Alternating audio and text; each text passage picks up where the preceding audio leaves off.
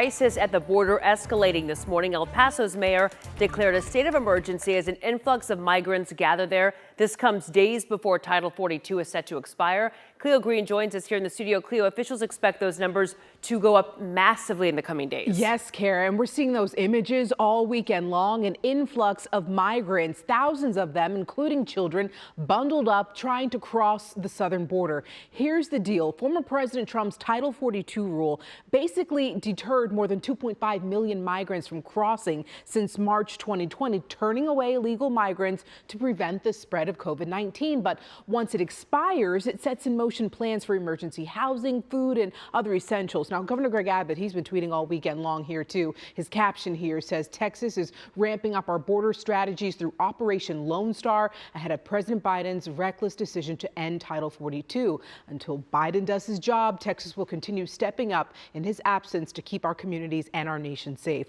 Here's what he had to say in an exclusive interview with ABC News.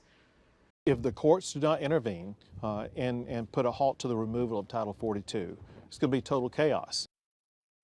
At this point, 19 Republican-led states this morning, including Texas, are planning to file an appeal with the Supreme Court.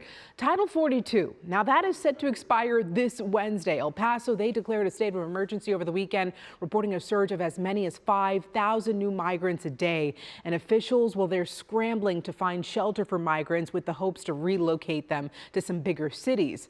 The White House insists that there is a robust effort underway to really manage the border in a safe, orderly, and humane way when Title 42 lifts. But here's the deal. At last check, there is no official plan from the White House to deal with the border crisis. But we are seeing people chime in from both sides, like Democrats here. Senator Bob Mendez saying with the deadline here, the president has a few days to decide whether the United States will honor our communities to offer refuge to asylum seekers or whether we'll turn our backs on the world. In the meantime, Governor Greg Abbott, he is very vocal on social media right now, providing updates on how Texas plans to address that surge.